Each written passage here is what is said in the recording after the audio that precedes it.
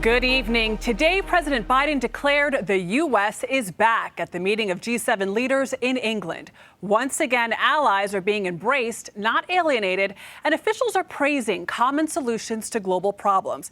But their united front is already being put to the test over how to best check China's ambitions and stop Russian meddling.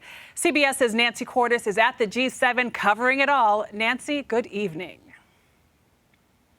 Adriana, we learned today that the president will not be making a joint appearance with Russian President Vladimir Putin after the two sit down in Geneva next week. The White House looking to create as much contrast as possible between that conversation and the ones taking place here in Cornwall.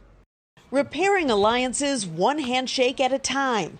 Today, President Biden met one-on-one with French President Emmanuel Macron. As we say back in the States, we're on the same page. All of the G7 leaders came together today to announce a new global infrastructure initiative called the Build Back Better World Partnership. And yes, that is a reference to a frequent White House slogan. We're going to build back better. We build back better. The G7 countries are vowing to work together to marshal hundreds of billions of dollars of infrastructure investment for low and middle income countries in the coming years. It's a move designed to compete with a well-financed Chinese infrastructure initiative in 70 countries that's known as Belt and Road. I think it's great to have the U.S. president part of the club and very willing to cooperate. Looking ahead to next week, the White House announced today that President Biden will not hold a press conference with Russian President Vladimir Putin following their summit, as his predecessor did at the last summit in 2018. He just said it's not Russia. In a statement, the Biden White House suggested Putin can't be trusted to tell the truth in such a setting.